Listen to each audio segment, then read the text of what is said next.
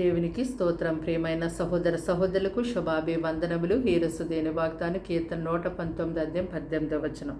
నేను నీ ధర్మశాస్త్రమునందు ఆశ్చర్యమైన సంగతులను చూచినట్లు నా కన్నులు తెరువుము. చూడండి, ఇక్కడ భక్తుడు దేవుని యొక్క వాక్యమును అంటే దేవుని మాటలను ఎంతో గొప్పగా ప్రేమించుచున్నాడు. కాబట్టి అతడు దేవుని యొక్క ధర్మశాస్త్రమందు ఉన్నటువంటి ఆశ్చర్యమైన సంగతులను చూచినట్లుగా నా కన్నులు తెరువు ప్రవ్వా అని ప్రార్థిస్తున్నాడు. మీరు దేవుని యొక్క వాక్యాన్ని ప్రేమించేవారుగా ఉన్నారా? దేవుని యొక్క వాక్యాన్ని మీరు దీవారాత్రము ధ్యానిస్తూ ఉంటారా? దేవుని యొక్క వాక్యమును వెతుతున్నప్పుడు సేవకులు మరి ఆ యొక్క వాక్యం ద్వారా దేవుడు నాతో మాట్లాడుతూ ఉన్నారని ఆసక్తితో, శ్రద్ధతో, భక్తితో వినేవారిగా మీరు ఉంటున్నారా? దేవుని యొక్క వాక్యాన్ని మనము ఎంతో శ్రద్ధగా వినేవారిగా ఉండాలి. దేవుడు వాక్యం ద్వారా మనతో మాట్లాడుతూ ఉంటారు. దేవుని యొక్క మాటలో విడుదల ఉంది, స్వస్థత ఉంది, జీవం ఉంది. దేవుని యొక్క మాటలో గొప్ప ప్రభావం ఉంది. ఆయన మాటలు వినుట తోడనే మనకు వెలుగు కలుగుతుంది. దేవుని యొక్క మాటలను మన హృదయంలో మన హృదయంలో భద్రపం చేసుకున్నప్పుడు ఎంత మాత్రము కూడా మన పాపం చేయకుండా ఉండగలుగుతాము. కాబట్టి దేవుని యొక్క వాక్యం చేతనే మన జీవితాన్ని, మన నడతను మనం సరిదిద్దుకోగలము. మన బ్రతుకును, మన కుటుంబాన్ని, మన సమస్తాన్ని మనం ఒక క్రమంగా కట్టుకొనగలము. కనుక దేవుని యొక్క వాక్యాన్ని తప్పనిసరిగా మనకి దేవుడు వినిపిస్తున్నప్పుడు ఎంతో శ్రద్ధతో, ఆసక్తితో వినేవారిగా ఉండాలి. దేవుని యొక్క వాక్యాన్ని మానక మనం ప్రతిరోజు ధ్యానించేవారిగానే ఉండాలి.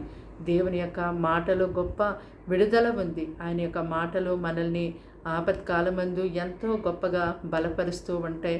మరణము నుండి కూడా మనల్ని అవి విడిపిస్తూ ఉంటాయి. కనుక దేవుని యొక్క వాక్యాన్ని ప్రేమించండి. ఈ భక్తుడు ఎలాగైతే దేవుని యొక్క వాక్యాన్ని ప్రేమించి ఈ విధంగా మాట్లాడుతూ ఉన్నాడో అలాగుననే దేవుని యొక్క వాక్యాన్ని వినుటకు లేకపోతే చదువుటకు మీరు ఆసక్తి చూపించినప్పుడు దేవుడు తప్పకుండా ఆ వాక్యాల్లో ఉండి ప్రతిరోజు మీరు ధ్యానించినప్పుడు, వింటున్నప్పుడు ఎన్నో విషయాలు మీతో మాట్లాడుతూనే ఉంటారు.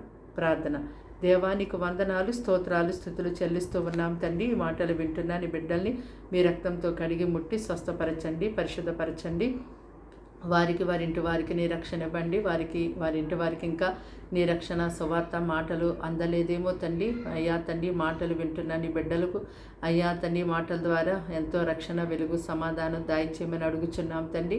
వారి యొక్క జీవితంలో, వారి యొక్క కుటుంబంలో ఎలాంటి భయంకరమైన శోధనలు, సమస్యలు వారు చిక్కుబడి ఉన్నారు చూస్తున్న దేవుడు కనుక ఇదిగో వారిని గొప్పగా విడిపించమని వేడుకుంటూ ఉన్నాము. వారు అనారోగ్యంతో పడి ఉన్నారు ప్రభా, వారిని ముట్టి స్వస్థపరచండి. వారు ఎన్నో అప్పు సమస్యలతో, సాతాను సమస్యలతో, వ్యభిచారములో తండ్రి నాయన భయంకరమైన తండ్రి త్రాగుడు వ్యసనాల్లో వారు బంధించబడి ఉన్నారు తండ్రి. ఎంతో గొప్పగా వారిని విడిపించమని వేడుకుంటూ ఉన్నాము.